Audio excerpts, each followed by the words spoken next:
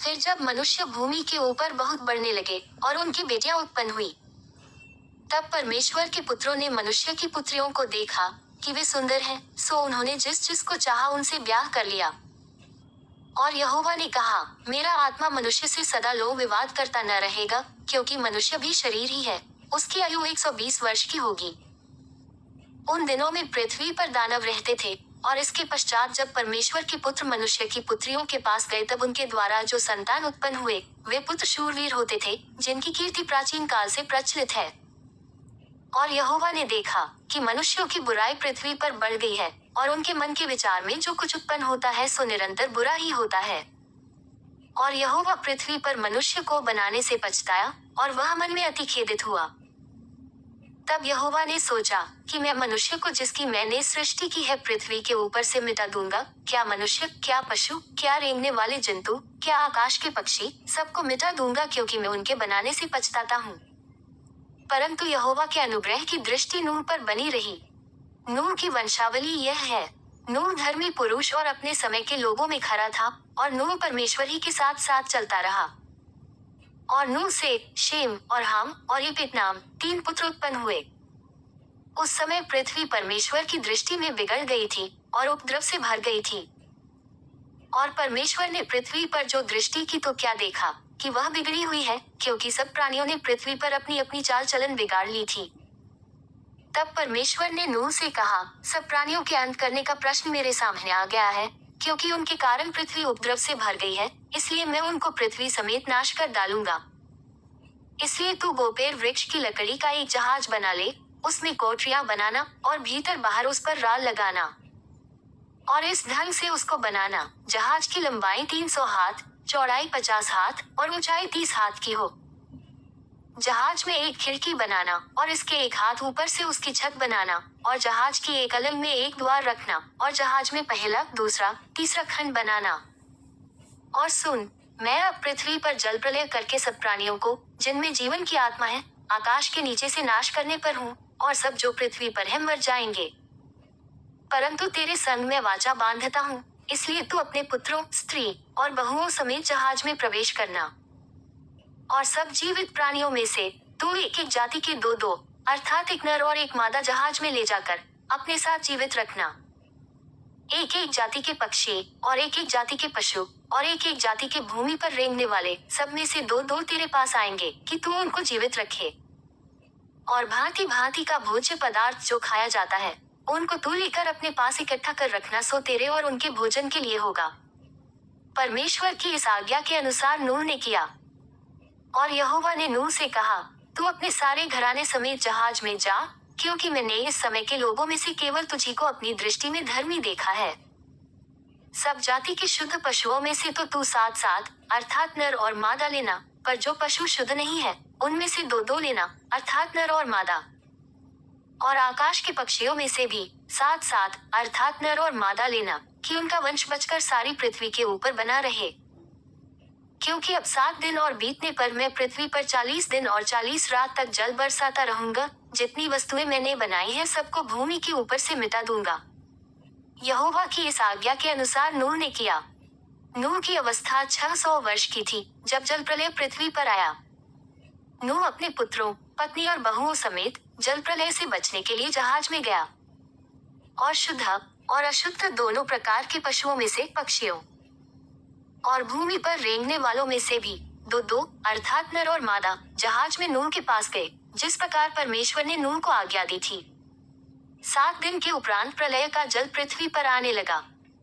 जब नूह की अवस्था के 600वें वर्ष के दूसरे महीने का 17वां दिन आया, उसी दिन बड़े गहरे समुद्र के सब सोते फूट निकले और आकाश के झरोखे खुल गए, और वर्षा 40 दिन और 40 रात निरंतर पृथ्वी पर होती रही।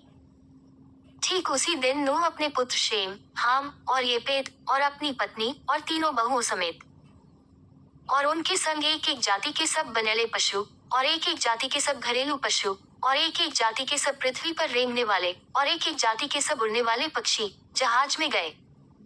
जितने प्राणियों में जीवन की आत्मा थी, उनकी सब जातियों में से 2-2 नूह के पास जहाज में गए।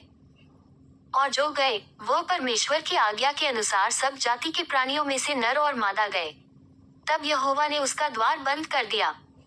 और पृथ्वी पर 40 दिन तक प्रलय होता रहा और पानी बहुत बढ़ता ही गया, जिससे जहाज ऊपर को उठने लगा और वह पृथ्वी पर से ऊंचा उठ गया। और जल बढ़ते बढ़ते पृथ्वी पर बहुत ही बढ़ गया और जहाज जल के ऊपर ऊपर तैरता रहा। और जल पृथ्वी पर अत्यंत बढ़ गया, यहाँ तक कि सारी धरती पर जितने बड़े बड़े पहाड़ थे सब डूब गए। जल तो 15 हाथ ऊपर बढ़ गया और पहाड़ भी डूब गए। और क्या पक्षी, क्या घरेलू पशु, क्या बनैले पशु और पृथ्वी पर सब चलने वाले प्राणी और जितने जंतु पृथ्वी में बहुतायत से भर गए थे, वे सब और सब मनुष्य मर गए। जो जो स्थल पर थे उनमें से जितनों के नथनों में जीवन का श्वास था, सब मर मिटे।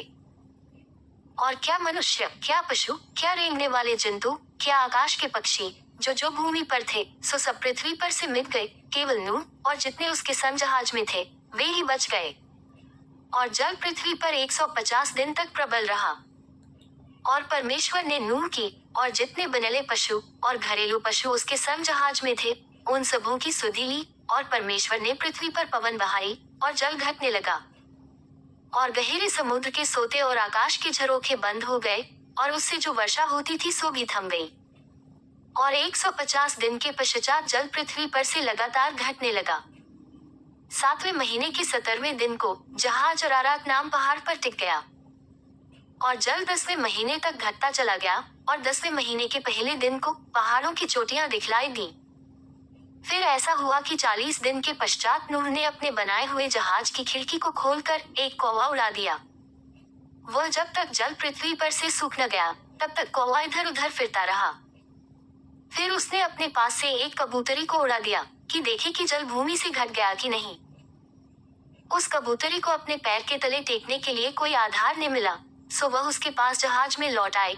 क्योंकि सारी पृथ्वी के ऊपर जल ही जल छाया था, तब उसने हाथ बढ़ाकर उसे अपने पास जहाज में ले लिया। तब और 7 दिन तक ठहर कर उसने उसी कबूतरी को जहाज में से फिर उड़ा दिया।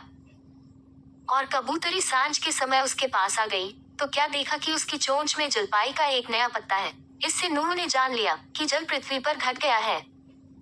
फिर उसने 7 दिन और ठहर कर उसी कबूतरी को उड़ा दिया और वह उसके पास फिर कभी लौट कर न आई। फिर ऐसा हुआ कि 601 वर्ष के पहले महीने के पहले दिन जल पृथ्वी पर से सूख गया। तब नूह ने जहाज की छत खोलकर क्या देखा कि धरती सूख गई है। और दूसरे महीने के 27वें दिन को पृथ्वी पूरी रीति से सूख गई।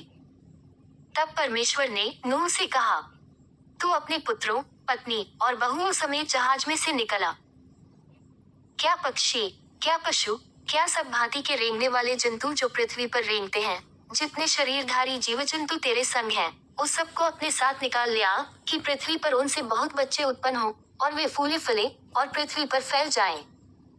तब नूह और उसके पुत्र और पत्नी और बहुएं निकल आईं। और सब चौपाए, रेंगने वाले जंतु और पक्षी और जितने जीव जंतु पृथ्वी पर चलते फिरते हैं, सो सब जाति जाति करके जहाज में से निकल आए।